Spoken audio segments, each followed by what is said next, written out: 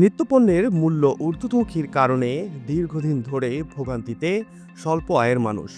শীতের সবজির দাম কিছুটা সহনীয় হলেও অন্যান্য নিত্যপণ্যের দাম এখনও লাগামহীন। কদিন আগেই সয়াবিন তেলের দামও লিটারে ৮ টাকা করে বেড়েছে। এরই মধ্যে ভরা মৌসুমে বাড়ছে চালের দাম। আমনের ভরা মৌসুমে পাইকারি বাজারে আবারও বেড়েছে চালের দাম। সরকারি সংস্থা ট্রেডিং কর্পোরেশন অব বাংলাদেশ গত এক মাসে খুচরা পর্যায়ে চিকন চালের দাম বস্তা প্রতি বেড়েছে ৩৫০ থেকে ৫০০ টাকা। চিকন চাল কেজিতে ৭ থেকে ১০ টাকা এবং মাঝারি ও মোটা চালের দাম সর্বোচ্চ ৫ থেকে ৬ টাকা বেড়েছে। সপ্তাহের ব্যবধানে আরেক দফায় চালের দাম বাড়ায় চাপে পড়েছে ভোক্তারা। ১ টাকা ২ টাকা করে প্রায় কেজিতেই বাড়তেছে।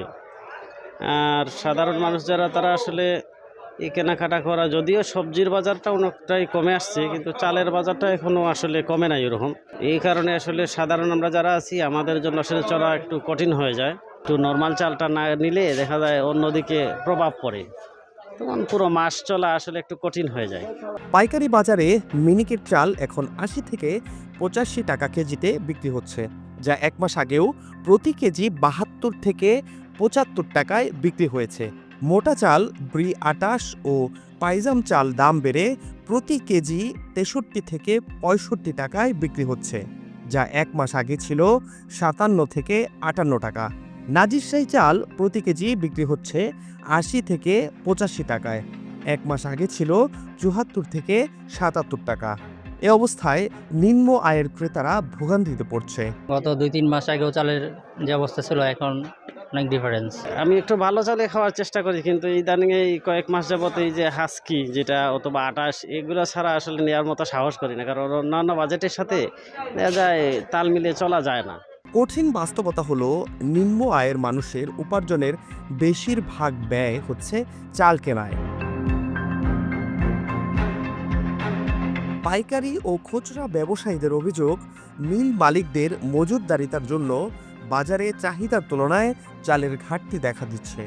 ধানের দাম বাড়ার কথা বলে সব ধরনের চালের দাম বাড়িয়েছেন মিলাররা। এতে পাইকারি ও খুচরা বাজারে দাম বেড়েছে। মেইলাররা এবং কর্পোরেট কোম্পানিগুলা এরা কৃষকের দিয়ে ধান কিনা তারা গোডাউন করে রাখছে, তাদের আন্দারে বাজারে নিয়ে এসে তারা দাম বাড়লে মাল ছাড়ে, দাম না বাড়লে মাল বাজারে ছাড়ে না। কিন্তু এই বিগত দিন দেখা গেছে যে মেইলাররা যে মাল কৃষকের দিয়ে কিনতো তারা ১০০ বা ৫০ টাকা লাভে বিক্রি করতো। এখন কর্পোরেট কোম্পানিগুলো নামার পরে তারা ৫০০-৭০০ টাকা প্রতি বস্তায় ডিফারেন্সে মাল বিক্রি করে। তাদের লাভ বেশি এবং তারা মেলারের থেকে বেশি দামটা চাল কিনা গোডাউনজাত করে রাখে এবং এই বাজারে তারা যখন দেখা যায় কারাইছি তখনই বাজারে মাল ছাড়ে, আর তা নইলে বাজারে মাল ছাড়ে না, বিদায়ী চালের দামটা এরকম বেশি। সিন্ডিকেটের কারণে যে চাউলের দাম বাড়ছে, এর কারণে বাজারে কাস্টমার অনেক কম। যে আগে ১ বস্তা চাউল খাইতো সে এখন হাফ বস্তা নিচ্ছে, যে ৫০ কেজি নিত সে ২৫ কেজি নিচ্ছে, যে ২৫ কেজি নিত সে এখন ১০ কেজি নিচ্ছে, যে ১০ কেজি নিত সে এখন ৫ কেজি নিচ্ছে। যার কারণে মানুষ ওরকমভাবেও কিনে না, আমাদেরও বেচা বিক্রি কম।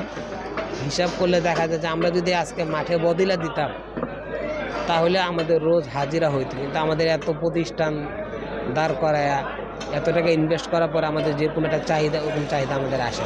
খাদ্য মন্ত্রণালয়ের হিসাবে গত ১ জুলাই থেকে ২ জানুয়ারি পর্যন্ত ১,১৭,০০০ টন চাল আমদানি হয়েছে।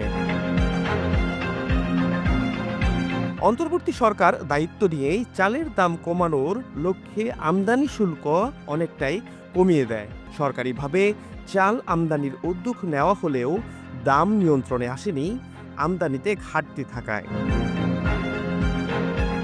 চালের দাম সহনীয় পর্যায়ে রাখতে গত নভেম্বরে আমদানির উপর ২% অগ্রিম আয়কর রেখে বাকি আমদানি শুল্ক ও নিয়ন্ত্রণমূলক শুল্ক প্রত্যাহার করে জাতীয় রাজস্ব বোর্ড। আশানুরূপ আমদানি না হওয়ায় চালের দামে কোনো প্রভাব পড়েনি। ফাহাদ শাহরিয়ার, বাংলা ফ্লো।